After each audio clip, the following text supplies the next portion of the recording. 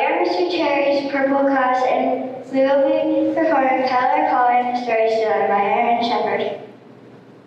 Peddler Polly, good spot here and sold there. That was the time when Peddler Polly's cart as her horse pulled up Lake Street. Peddler Polly looked around and smiled.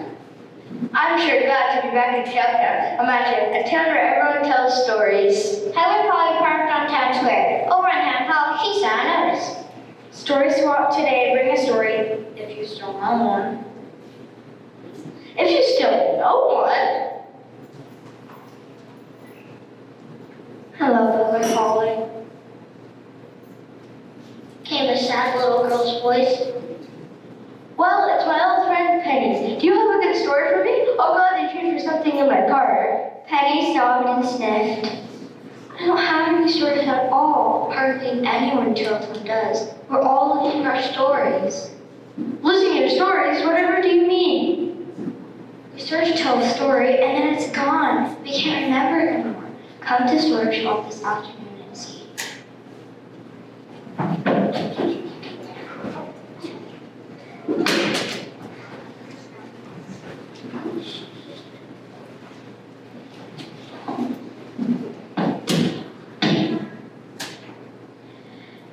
Ladies and gentlemen, boys and girls. Another cart had parked on the square. It, Simon said. Dr. Sebastian Spellbinder Entertainment Paraphernalia. In the cart stood a man with a top coat, top hat, and goatee surrounded by piles of wooden boxes. A crowd was gathering before him. You've heard of a storyteller and you've heard of a storybook. Well, I'm here to show you something finer still. The brand new patented Spellbinder Storybox. Oh, Peddler Polly, he's selling stories.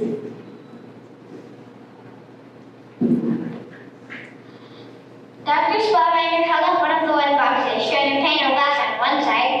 He flipped a switch and the glass came to life. Tiny characters moved across the pane and tiny voices came out.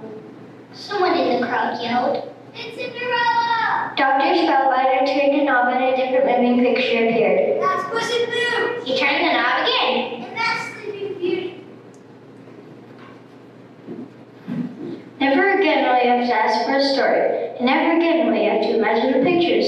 Who will be the first to buy a Spellbinder Storybox? I'll take one, so will I. I'll take two. Before long, Dr. Spellbinder's cart was empty. The town square was covered with children and grown-ups all standing blankly at the little boxes. I don't like the looks of this.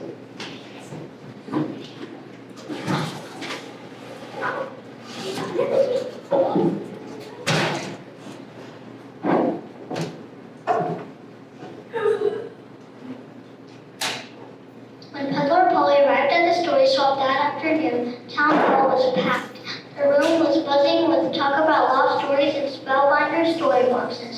Finally, Mary Bertha Bigger took the stage. She glanced nervously around her.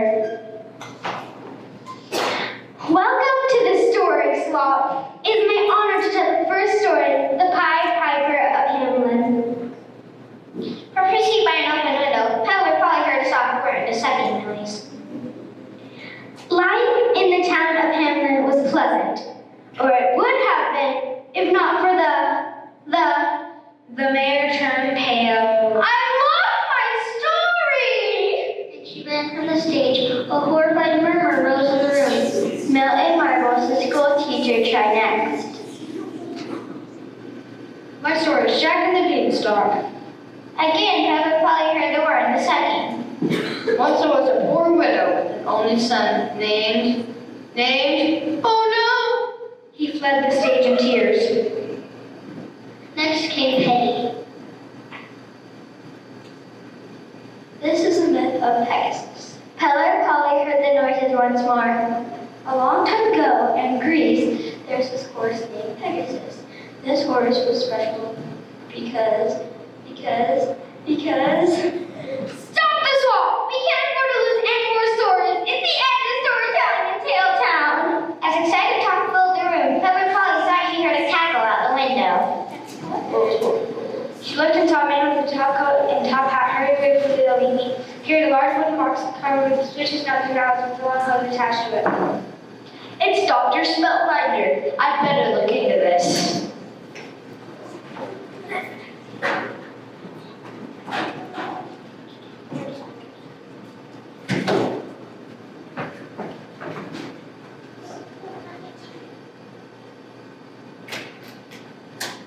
Peddler Polly hastened from the hall. She followed Dr. Spellbinder from a distance as he left the town and made his way into the hills. At last, Dr. Spellbinder disappeared through the mouth of the cave. Peddler Polly followed him in and stopped in astonishment. The huge cage was filled with mechanisms and contraptions, all of them noisily pulling or pushing or pulsing or pounding.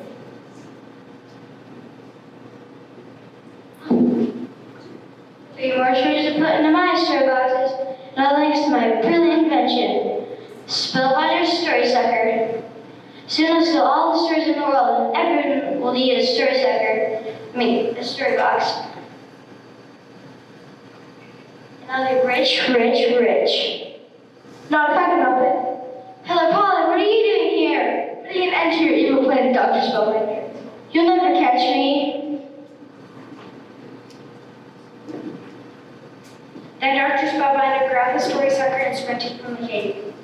Down the hill sped Dr. Spellbinder while Peddler Polly puffed in pursuit. Without the story sucker, Peddler Polly was faster. You won't catch me so easily. And he lifted the lid on the story sucker and reached in. So you like this story, Peddler Polly? He threw something behind him. There's a flash of light, and out of nowhere, a huge crowd of children appeared. Coming uphill toward Peddler Polly. They were led by a man in a mini-colored costume, playing on a pipe. Well, I'll be. Peddler Polly pushed past the startled man and pressed through the crowd of mesmerized children. It's a catch too, kids, but I'm gonna follow a Pied Piper. Dr. Spellbinder was far ahead, but Peddler Polly ran hard and gained on him.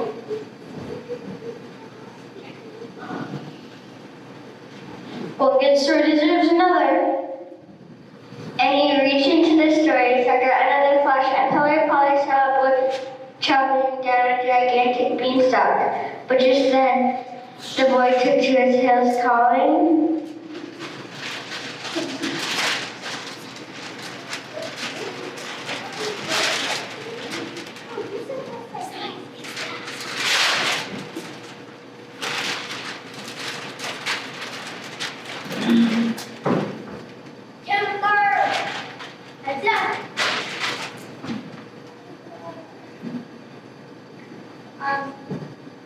Peddler Polly looked up and stopped just in time. A huge man tumbled from the sky and landed with an earthquake crash just before her. Didn't know stories could be so dangerous. Peddler Polly ran around the giant while she made to the boy and called. Thank you, Jack! Dr. Spellbinder had vanished behind a hill, and Peddler Polly panted after him. As she rounded the bend, she gasped. Tied to the landing platform was a ladder that Evelyn and Dr. Spellbinder was climbing into the basket. Oh no, now we'll get away for sure. Unless, it's all over now, Peddler Polly. Dr. Spellbinder untied the rope and the balloon floated into the air. But I still have one more story and I might as well keep you busy, if it's the one I think it is. Dr. Spellbinder threw it to the ground in another flash, and there stood a horse with long and graceful wings. Pegasus! Peddler Polly ran and leaped onto the horse and dug in her heels. The horse flopped its wings smoothly and rose in the air. Up and up it spiraled until its flying circles around the dismayed Dr. Spellbinder. Guess you forgot your mythology, Spellbinder. Didn't you know Pegasus was a flying horse? Peddler Polly rode in close, grabbed Dr. Spellbinder, and out of nowhere, what is happening to this back? My story sucker! Cried Dr. Spellbinder as the wind floated away with a smooth wind. I don't guess you'll need this where you're going. For a crime like shutting up stories, a judge is sure to shut you up. And happily ever after.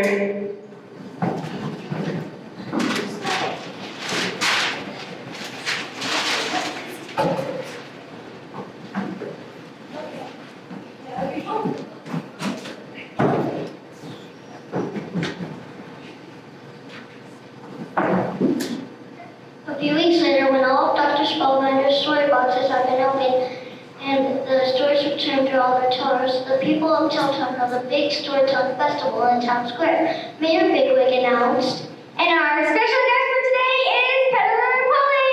Hooray! Well, thanks. And now we'll tell the story called Peddler Polly and the Story Stealer. and that's a tale. They'll always tell.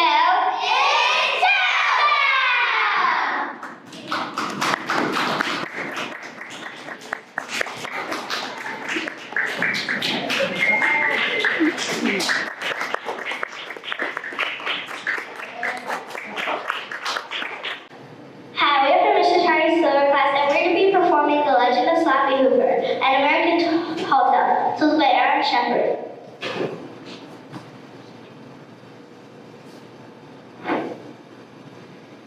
You've heard about Paul Bunyan, the greatest lumberjack of all time.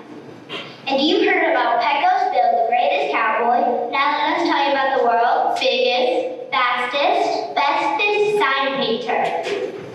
That's me, Slappy Hooper. You'd better believe Slappy was the biggest. Why, he was 7 feet tall with shoulders to match.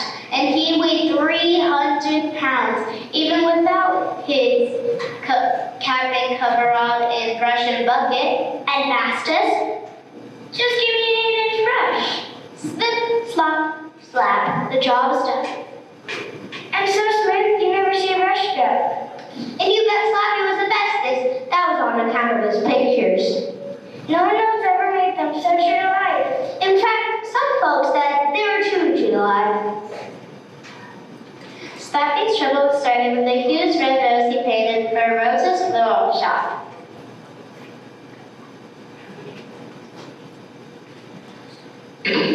Slappy, it's so real.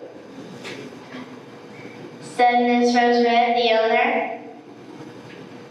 Why, I can just about smell the fragrance.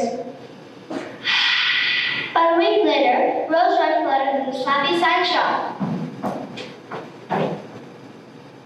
Slappy, that sign of yours was too good. Too good? That's right, the bees got wind of it and swarmed all over that rose, trying to get in. They scared away all my customers. That was bad enough, but wait till you see what happened now. When they reached the flower shop, Slappy saw that the bees were gone, but the rose had withered and died. No one buys from a florist with a withered flower nursery. That's the last you'll be painting for me, Slappy Hooper.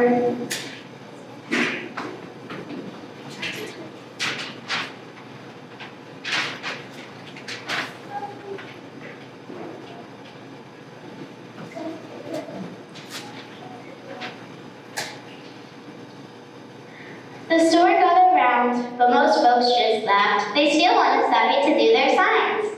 His next job was to paint billboard for the Eagle Messenger Service. Slappy painted the eagle 3 times larger than life. Amazing, said Mr. Boswell Eagle. It's so real, I could swear I saw a blink. Wait a minute, I did see a blink. Then the bird flapped its wings and flew right off the billboard. That sign was too good. That's the last time you will for me, Slappy. Folks were getting scared to hire Slappy, but alas, he got a job for the Sunshine Travel Agency. The billboard was to show a man and woman on the beach, toasting under a hot sun. Slappy painted the day after a big snowstorm.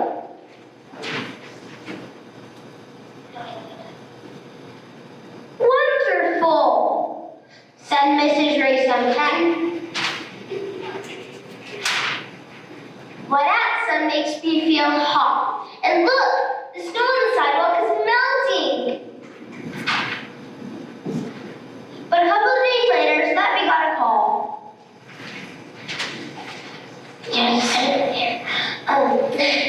Slappy, your sign is too good. Get down here right away.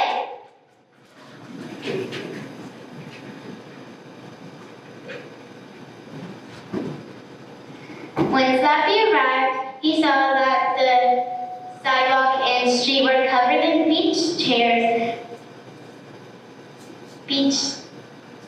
People sat around in swimsuits and sunglasses, sipping lemonade and splashing suntan lotion. They're blocking traffic, and the mayor blames me. Besides, they won't need my travel agency if they take their vacations here. You've got to do something, Slappy.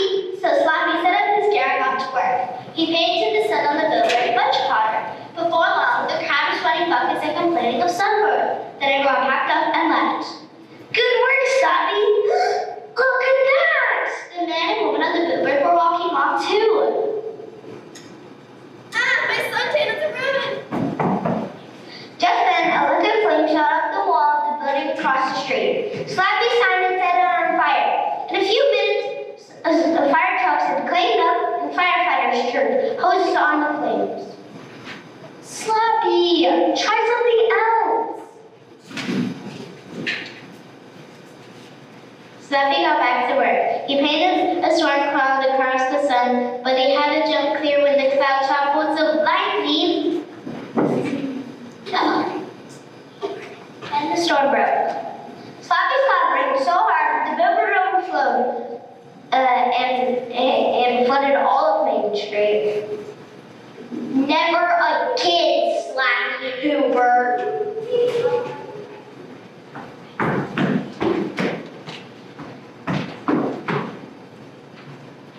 After that, no one on earth would hire Slappy. It looked as if his painting days were done. Slappy felt so low, he made up his mind to throw his blanket in the river. He dragged it in the tallest bridge in town and was just about to chuck it when a voice stood up beside him.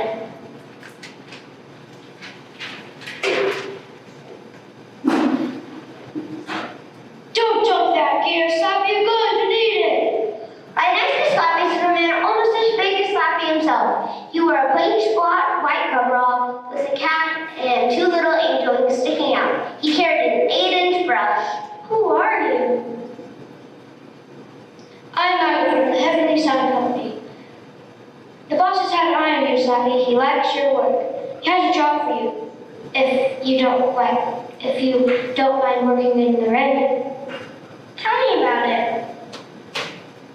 We need someone to paint a rainbow this Wednesday. Most of the time, we handle all the rainbows ourselves, but it's going to rain a bunch of places this Wednesday, and we could sure use some help. I'm your man, said Slappy. That Wednesday morning, Slappy ran to the cannon and set it in a big cow pasture. He ran the other ends through a couple of sky hooks, and then he loaded the sky hooks in the cannon and shot them straight up. Boom! Sure enough, the sky hooks were caught on the sky. Slappy felt the first raindrops. He piled all his paints and brushes into his scrapbook, climbed up and hoisted himself up, and up. He kept going till he was just at the clouds. Then he tied all his ropes and started to paint. Slip, slop, slap. The job was done. He had only just finished when the sun popped through the clouds and lit up what he'd done. The number was a thunder rainbow. It had every color you can imagine, each one blending perfectly with the next. And not a brush stroke in sight. Just then, Slappy felt a big jolt. He looked up to see what had caused it. Oh no! The sun had run smack on the sky hooks. Slappy shut his eyes and waited for a long drop to the ground, but it never came. When Slappy looked again, he saw why. For heaven's sake! Slappy's hooks had caught in the sun itself, and the sun was pulling his finger across the sky. No other sun painters might have been frightened, but not Slappy Hooper. He was enjoying the ride. He'd covered a good distance when Michael appeared on the scaffold beside him. Boss liked your rainbow, Slappy. You mean it wasn't too good? If it isn't too good, it's not good enough. That's how we figure. Anyhow, now that you're here, Boss has a job for you if you don't mind working odd hours. Tell me about it. It's the sunrise and sunset. I guess you know, the boss himself has been painting since time began. But he's done it so long, he would like someone else to have a chance. I'm your man, said Slappy Hooper. Slappy's been up there ever since. Of course you can't see with the sun so bright, but he's there all the same. Night and day, the sun pulls Slappy and his rakes around the world, and every time Slappy comes to the horizon, he reaches up with his 8-inch brush. Slip, slump, slap, the job is done. And never a brushstroke in sight.